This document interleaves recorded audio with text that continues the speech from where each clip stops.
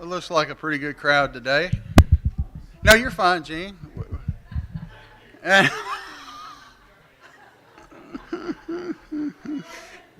Don't listen to him, Gene, please.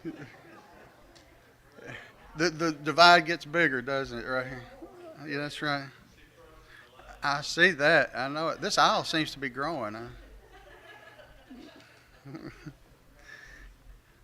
Here comes Richard. All right. What book are we in? No, I'm just kidding. Revelation chapter 17. And as we started last week, we were starting something new if y'all want to participate in it, giving out a little spiritual warm-up, something that you can meditate on during the week.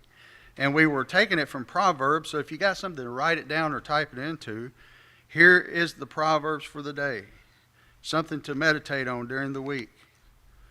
We'll read it together real quick. Proverbs chapter 3, verses 5 through 8.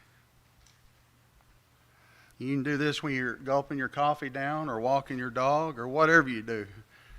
It says, "Trust in the Lord with all your heart and lean not on your own understanding. In all your ways acknowledge him, and he shall direct your paths. Do not be wise in your own eyes.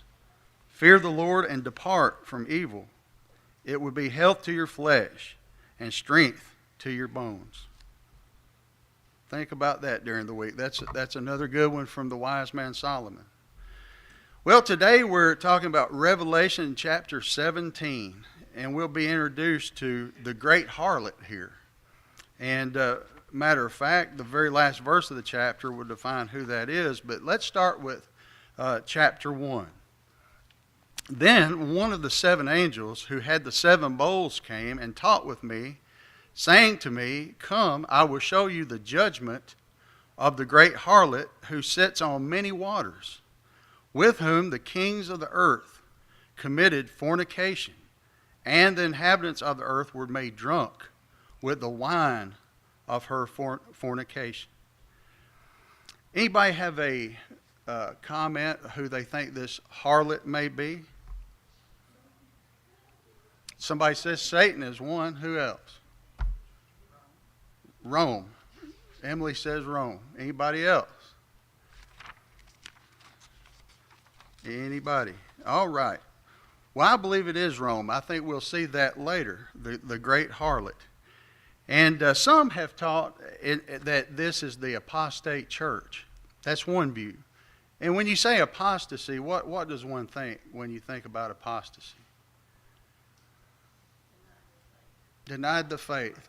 If somebody apostatizes, what do? They fall away. Like Emily said, it's a denial of the faith, or it's to be unfaithful. But as we read through some of this, it really appears, based on the evidence in these scriptures, that the harlot is Rome itself.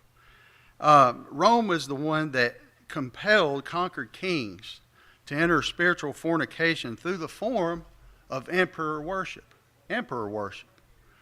This is something that was going on here, and also their evil lifestyle. And you'll notice right here in the very first two verses, it says the great harlot that sits on many waters. Now, physically, Rome, the city, did sit on many waters. There were several seas throughout the empire. If you'll visualize this, Rome is the capital city over an empire. And one way that I kind of look at it is a massive land, conquered nations. You may want to think about like a continent, though that's not what we're talking about. But a continent encompasses many countries, many leaders. But the ruling city is Rome, and the empire of Rome rules this whole massive land. Yes, it had the Mediterranean Sea, Aegean Sea, Caspian Sea, Black Sea, Dead Sea. A bunch of real seas, but also in verse 15 it says this. If you want to jump ahead just a little bit, it says, "Then he said to me, the waters which you saw, where the harlot sits, are peoples, multitudes, nations, and tongues." So it sometimes in this book we have the symbols pointed out to us. And right here it defines specifically what the waters represent. And you do, encompassed in this Roman Empire, you do have peoples, multitude, nations, and tongues in this large area. And it says that, and harlotry is symbolized in the Bible as either spiritual fornication or unfaithfulness.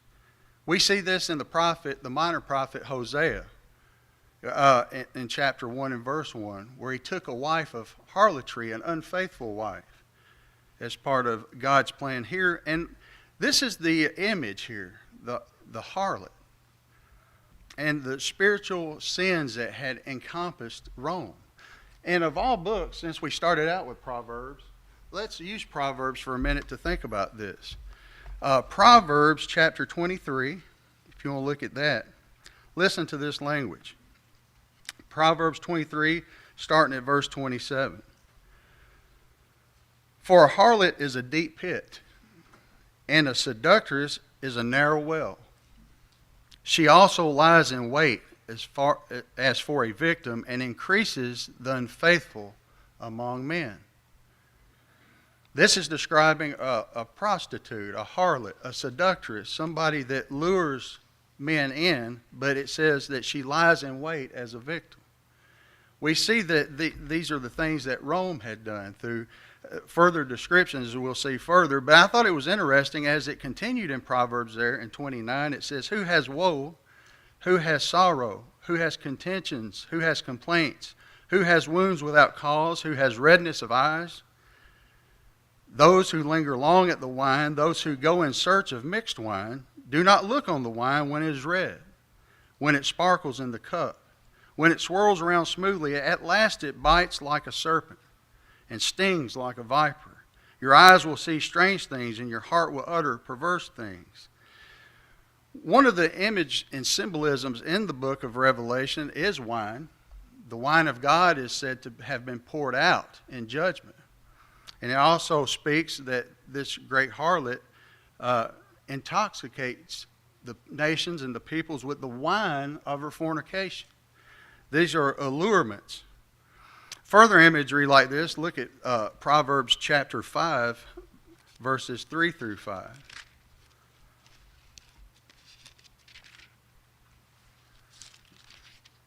Says, for the lips of an immoral woman drip honey, and her mouth is smoother than oil. But in the end she is bitter as wormwood, sharp as a two-edged sword. This is imagery of a woman, of something that allures and entices as one of the sins, the lust of the flesh. Well, the same thing is, it can be symbolized of Rome here and the things that are said of it. Rome is an immoral society, and it lures people in. People and nations, we see this example even in our lives. I work downtown Nashville, as a lot of you know, on special assignments. And a lot of times there, people would come up to me, and they would say, you know, I've been to a lot of wild cities, you know, and they said, and I tell you what, I've been to Las Vegas. And they said, and this is wilder than Vegas. And what were they thinking? Well, they're comparing things. And ultimately, places like to be like other places. It's kind of like running with the big dogs. You know, people want to be like this. Rome was the place. It was the center of immorality. That's what they're trying to make Nashville as now. Yes, sir. Another New Orleans or Las Vegas. Absolutely. They're ruining the city. That's right. And this is, you see the allurement. They're trying to be like. And that's the way Rome would be described here. This is the big dog, so to speak. And they are luring people in with all this sin and seduction. And it says in verse 3, so he carried me away in the spirit into the wilderness, and I saw a woman sitting on a scarlet beast, which was full of names of blasphemy, having 7 heads and 10 horns. Now, the woman was sitting on a scarlet beast, whoever this woman was. And then what does scarlet usually represent? Well, what's the color? Red. And what does red represent? Bloodshed. And we've seen this.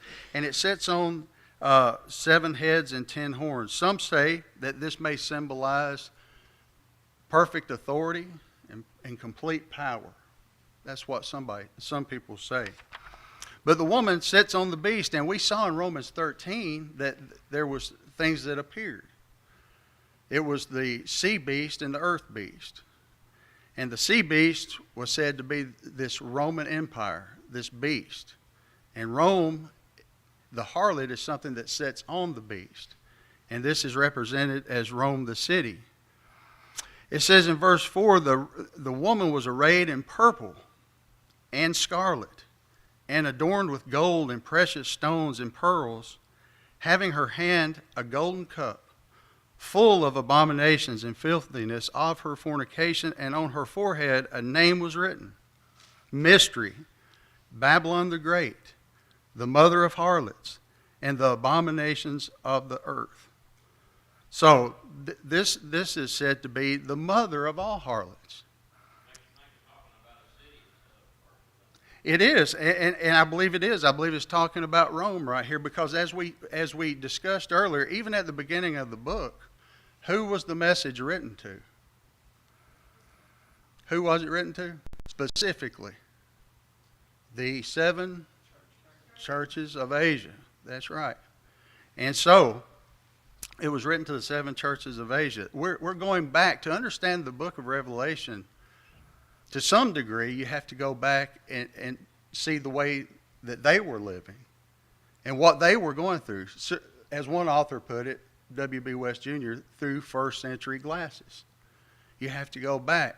Where were they? How did they understand? The only city, the only place that was described that would fulfill what's being spoken about here was the city of Rome, the city that ruled over this Roman Empire, in which they were being persecuted. Now, see how the things that are being talked about. This harlot has a golden cup, and it looks enticing. Yes, absolutely. Is sin itself disgusting when you look at it sometimes, or is it something that brings you to it, lures you in? If sin wasn't pleasurable, would we have a problem with trying to avoid it, or with the world trying to go after it? I mean, let's be honest. We're talked about in 1 John, love not the world, neither the things that are in the world. For all that is in the world, the lust of the flesh, the lust of the eyes, and the pride of life, is not of the Father, but is of the world. And it says, and the world is doing what? Passing away, and the lust thereof, but he who does the will of the Father abideth forever. Those are such, that verse in 1 John encompasses things that are found throughout the Bible, because in it you find everything that lures people away into a world of sin. Lust of the flesh, lust of the eyes, pride of life, the things that the flesh wants. You know, Mike's teaching a great class on Wednesday night, and he just covered Romans 7. And he talked about Paul speaking of things that the flesh, things that are of the flesh and things of the Spirit. And sometimes there's a war there. You read in the Bible the things that are true and of our God. You know it's true, but in yourself sometimes there's the urge of things to do wrong. This is things that Rome was using to take advantage of people, because just like Mitch said, it's that allurement, right? The things that people want and that they sought. The allurement of sin, pleasure of sin. And it also talks about fornication. Fornication and sexual sin. That's the way it was described. And she's described as a harlot. That's why we read those verses in Proverbs, to show the connection there. The golden cup. It's not old rusty cup that the harlot is holding. It's a beautiful golden cup full of these enticing sins. But it says that she was drunk on the blood of the saints. In other words, that this cup also contained with it the severe persecution that we talked about, that was part of this beast, this Roman Empire, that the Christians were suffering. I always have to keep in mind the severe persecution here. See in verse 6, I saw the woman drunk with the blood of saints and with the blood of the martyrs of Jesus. That's imagery again. Symbolism. We always say it, almost every class, because the message was signified to John, signified, given in signs. Everything in Revelation is symbolic, symbolism. He doesn't see a literal woman, does he? Drinking literal blood. Just like when the Lord says, take, eat, this is my body and blood. We're not ingesting the literal body and blood of Christ.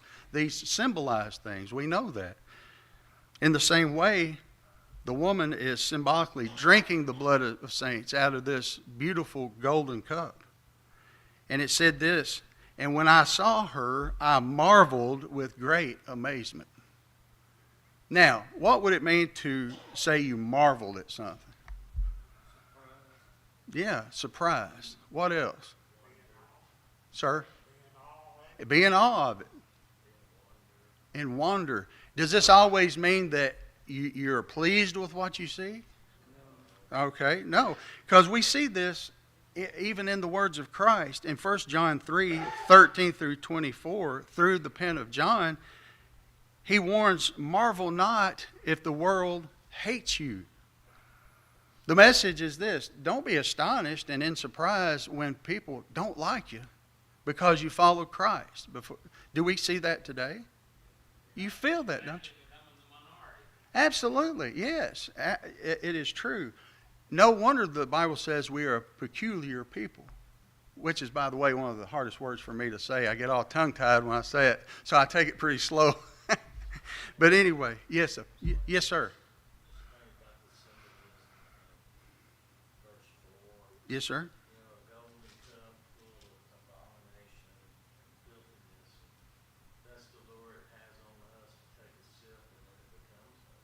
Absolutely. That's a good. Mitch said, that's right. But when you take it in, that's right. Mitch says that it's a alluring cup. You drink it, then it becomes part of you. And that's right. That's a real good point, because the drinking of things involves it entering into you, right? That's a very good point. Just like adorned in a purple array here. Purple is royalty. Scarlet's blood color. These are the symbols. But the word marveled, Jesus marveled, and at the centurion's great faith. This was a good marvel. This is a way of saying, wow. That's what marvel is. When Jesus encountered the centurion that didn't even want him to enter his home because he was unworthy, Jesus marveled, and it wowed him of this man's great faith. In Mark 6:6, Jesus is marveled at the people's unbelief. See, there's two times in Scripture that Jesus is said to marvel, and one is of great faith, and the other is lack of faith. Well, when John sees this vision of this woman, he marveled with great amazement.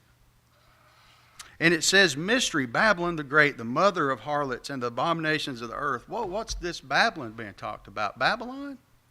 Thought we were talking about Rome. Why the symbol of Babylon here? Think about that. Sir? Everything detestable, Lance said. Absolutely right. We're going back in time now to something that these people really did understand.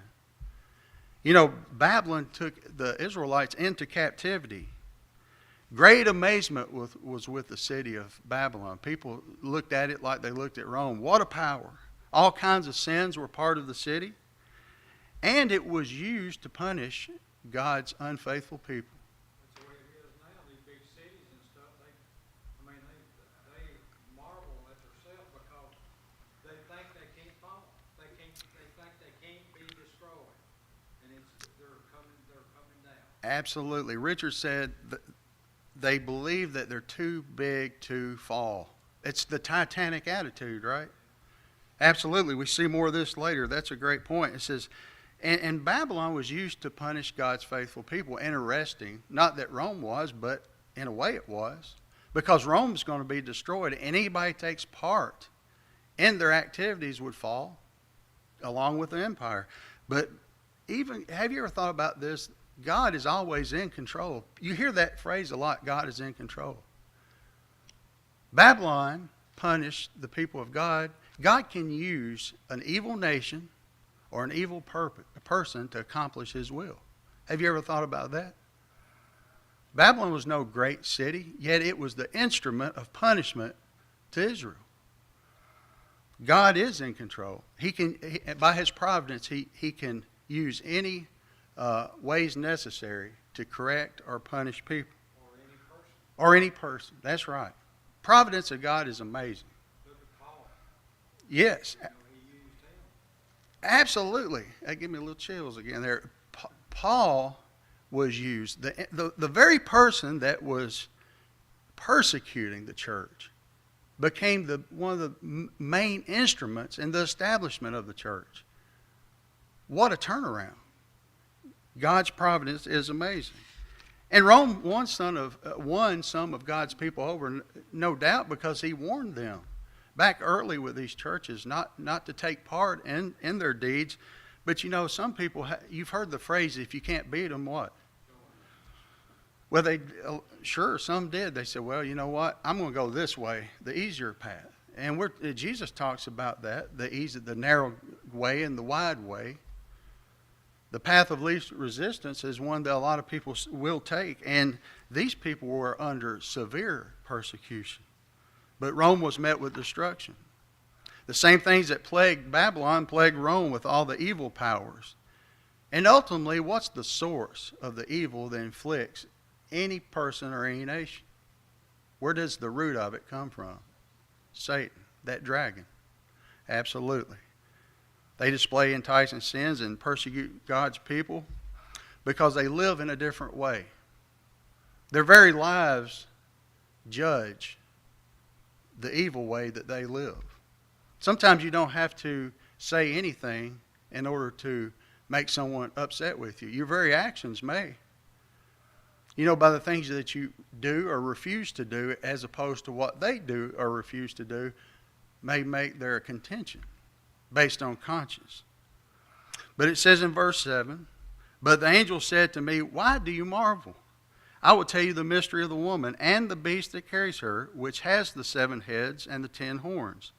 The beast which you saw and is not, and will ascend out of the bottomless pit and go to perdition. Now, perdition is destruction. That's where Rome is headed. And those who dwell on the earth will marvel, whose names are not written in the book of life from the foundation of the world, when they see the beast that was and is not and yet is. Now, do you want me to break down that verse so you can completely understand it? Come back next week. Let me tell you, I've looked over, there is a section coming in this chapter right here that I've looked at many people's responses, people that I admire greatly, that have more biblical knowledge than I could ever dream of, that will admit that they're not certain about everything that's in these verses, or if they feel certain, they will disagree with one another. So there's some things that are mysteries, and like Richard pointed out last week, we're in a little different position than some of the saints were back then that had spiritual gifts, that had the ability of knowledge. There's no doubt in my mind when they received this message that they didn't have to sit down and try to decipher and study and all that. They got the message. You better believe it. A lot of the people are said to be illiterate. Couldn't even read, but here we are trying to sort things out. But it says that the beast will send out of the bottomless pit and go into perdition. We do know this is destruction. And the people that marvel at this are the people whose name are not found in the book of life. Now, think about that for a minute. Why do they marvel? Because, just like was said earlier, they see Rome as indestructible. Can't believe that. Can't believe it. So, we think about that today. If you were to go in my little humble man cave, you would see a lot of patriotic stuff. I'm a patriotic person. I love flags. I appreciate the military and those who serve in it, the people that's given their lives for our country. And I'm a very patriotic person. And I recall back in my short 52 years, the talk about our country, almost being indestructible. And you would believe that. because we have great military might, nuclear weapons, all kinds of things, great technology. But there is a danger when people start to believe that because of your own power, you can't be brought down. Because if that wasn't the case, how did Rome fall? Rome had the same mindset. From within. Internal decay brought it down. Pride. And speaking of pride, you look at things that inflicted Rome. Sexual sin. Homosexuality. Now, years ago, you wouldn't see what was saw in the not too distant past where the White House was lit up in rainbow colors. And the rainbow flag, which symbolizes an alternate homosexual lifestyle, was put there. They do the bridge downtown like that. And the bridge downtown. So what is this? This is a change. This is, okay, we're so mighty now that we'll even change symbols, and pride is a good word for it.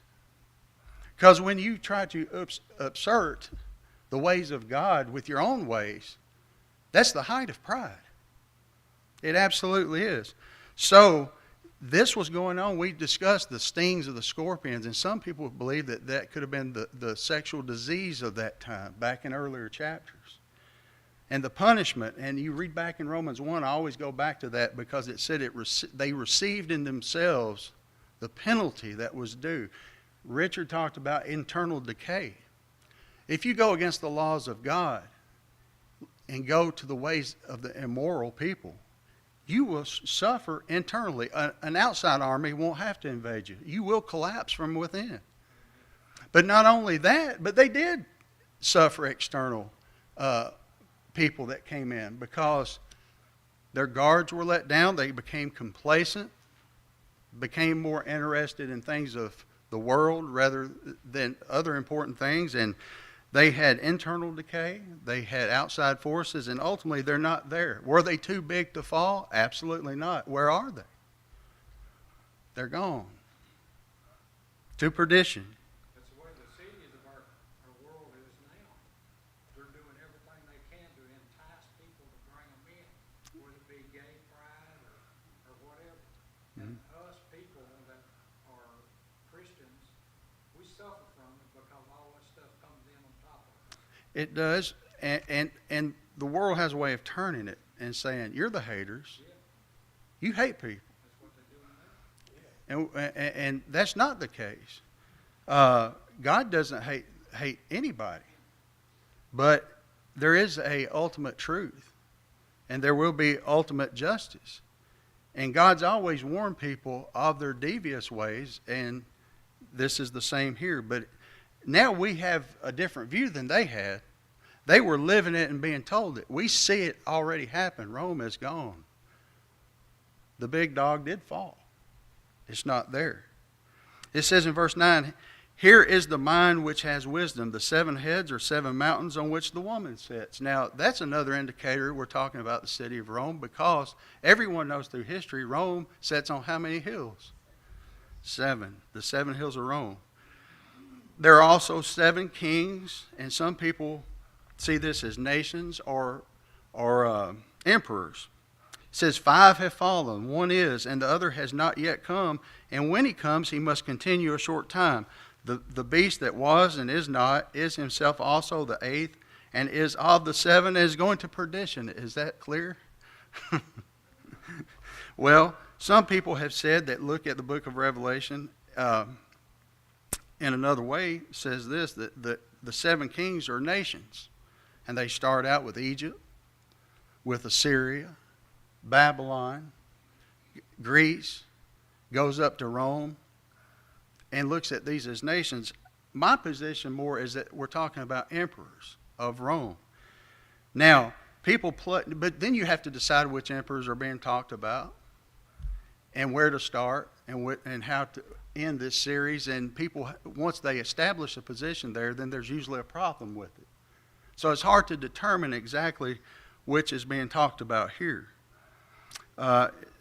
It says that 5 have fallen, 1 is, and the other has yet to come.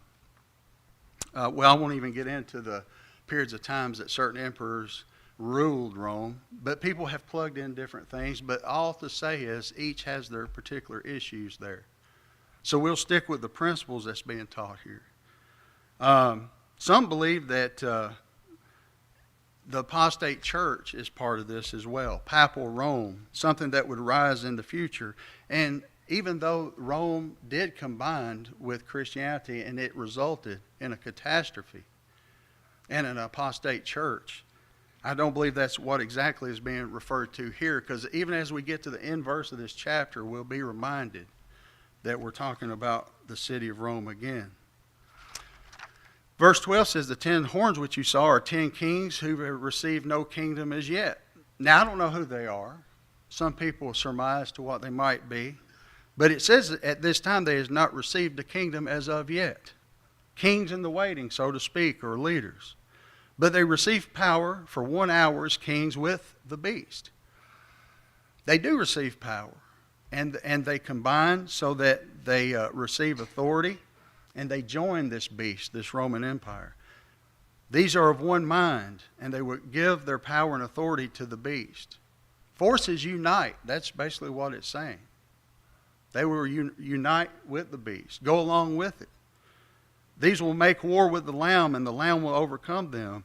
For he is Lord of lords and King of kings, and those who are with him are called, chosen, and faithful. It doesn't matter what forces combine with each other.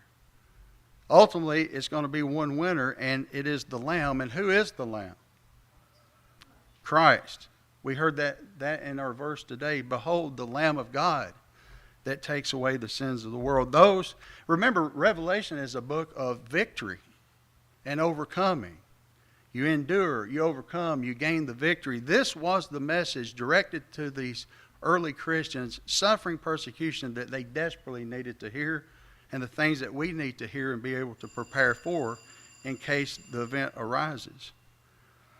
It says, verse 15, then he said to me, the waters which you saw, where the harlot sits, are peoples, multitudes, nations, and tongues. There we see it again. And the 10 horns which you saw on the beast, these will hate the harlot, make her desolate and naked, eat her flesh, and burn her with fire. Some believe this is an indication of civil strife and civil war, because what initially joined with the harlot ends up to be its enemy. Sometimes that's the way things work out. People align themselves with a power, and then they turn to be its destruction. For God has put it into their hearts to fulfill his purpose, to be of one mind, and to give their kingdom to the beast until the words of God are fulfilled. It says, for God has put it in their hearts to fulfill his purpose. Like we said earlier, God uses his providence, and God is in control, and God can take any of these situations and use it for the furtherance of his will. Nations and peoples can't outsmart God. He can use any circumstances, just like he used Paul that Richard mentioned. And here it is in verse 18, and the woman who you saw is the great city which reigns over the kings of the earth. There's no other city that can be mentioned during this time, and that they would know that is called the great city that reigns over the kings of the earth.